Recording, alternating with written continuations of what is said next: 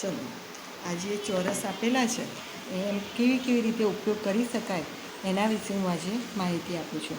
પહેલાં તો 1 2 3 4 લખીને મીંડા કરાય અથવા મૃત વસ્તુઓ મુકાય અથવા લીટા કરાવાય વગેરે કરી શકાય. પછી ખૂટતા અંક બાળકો જોડે બોલાવાય, જેમ કે તારે બોલવાનું બરાબર બેટા. 1 પછી શું આવશે અહીં? જોરથી બોલવાનું. 3 ને 4 તો 4 પછી અહીં 6 પછી 8 પછી 9. ચલો અહીં આ ખાલી જગ્યામાં શું આવશે અહીં? 13. પછી આના પછી 15. સરસ. અહીં આના પછી 22. બરાબર. આ રીતે આગળ પાછળની ખૂટતા અંક લખી બાળકોને સમજ આપી શકાય. પછી આમાં ઘડિયા બી કરી શકાય. 2નો ઘડિયો કરવો હોય તો 2 એકા તો 1 1 2, પછી 2 ખાના ન તો 2 લીટા, 2 દુ 4, 2 તરી 6, લીટા ગણો એટલે 6 થાય. આ રીતે મેં 3નો બી ઘડિયો બનાવ્યો છે. 3 એકા 3, 3 દુ એટલે 3 ને 3 લીટા 6, 3 તરી 9. આ રીતે ઘડિયા બનાવી શકાય. 10 સુધી ઘડિયા બનાવી શકાય.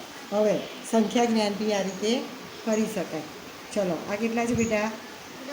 10. 10 ને 10 20ના બીજા 20, આ બીજા 10 30. 30ના 5 35. 35. હવે 1 10 કાઢી લીધા તો 10 ને 10 કેટલા છે? 10 ને 10 કેટલા થાય? 20. 20 ને 4 24. સરસ. હવે જુઓ બાદબાકી કરવી હોય તો બી આમાં કરી શકાય. 10માંથી 5 જાય તો શું કરવાનું? આ 5 આ મૂકી દેવાના. તો કેટલા વધ્યા? 1 2 3 4 5. કેટલા વધ્યા? 5. હવે 10માંથી 4 કાઢવા હોય તો આ 4 લખેલા અહીં મૂકી દેવાના, ઢાંકી દેવાના. એટલે કેટલા વધે? 10માંથી 4 જાય તો 1 2 3 4 5 6. એ રીતે ઉમેરવું હોય તો 10 વત્તા 4 તો કેટલા થાય? 10 વત્તા 4 14. બરાબર. હવે 10 ને 10 20. 20 વત્તા 5 કરીએ તો કેટલા થાય? 20 ને 5 સરસ. Very good. આ રીતે